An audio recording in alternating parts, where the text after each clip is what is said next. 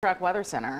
Chief Meteorologist Gene Norman following pockets of rainfall, which have been heavy in certain locations. Yeah, there have been some very heavy downpours in parts of town this afternoon across central Alabama. Let's get you right to the storm track radar and show you who's still seeing some thunder and lightning out there. We put our lightning tracker on there, and that lets us know where within any of the green and orange and red blobs we're seeing any lightning. So we move our lightning tracker over it, and there's some thunderstorms still in southern Lamar County, northern Pickens County, and back down near Aliceville. That is not showing any lightning. And then as we swing it over closer to the thunderstorms that are over near Calera, you can see the lightning down there. Still continues at this hour, but across Birmingham, there isn't much at all because the showers have, for the most part, fizzled out. We're still watching these storms push their way out into Mississippi, and soon parts of Pickens County will at least begin to dry out a little bit. And also the thunderstorms that were heavier here near Talladega and Pell City and back down just west of Montevallo, those are beginning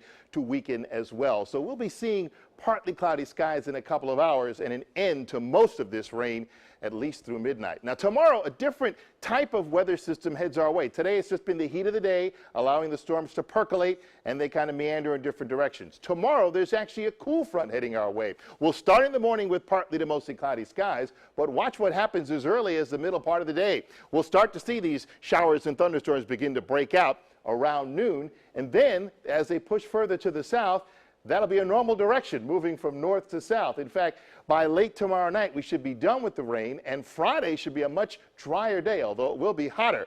And that hot weather trend will carry us into the weekend. In fact, the weekend is starting to come into focus right now. Saturday, high of 93 as July heat returns, which we haven't seen for a while. Sunday will be hot as well, and there will be a couple of isolated late-day storms that fire up. So the weekend looks to be hotter, but somewhat drier than the last couple of days.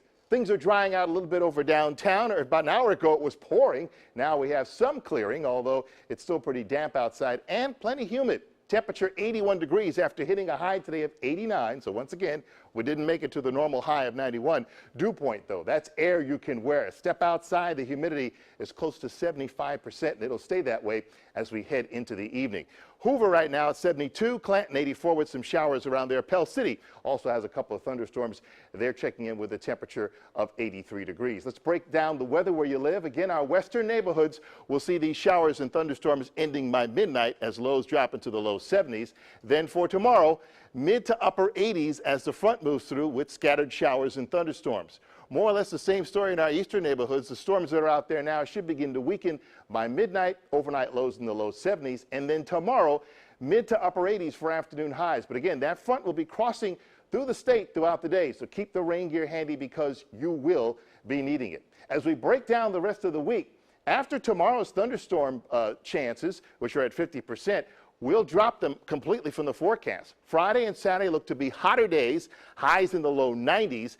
And then as we head toward early next week, another front heads our way. This one is actually going to drop our temperatures into the 60s in the morning for next Tuesday and Wednesday. Well, over 100 elementary and middle school age kids learned about the weather today. I visited the Montevallo Boys and Girls Club there to talk about how we study the weather, why different kinds of weather happens, and how to build a weather safety kit for stormy days. A great group. They learned a lot, and they were pretty smart. Work for today, too. Yeah.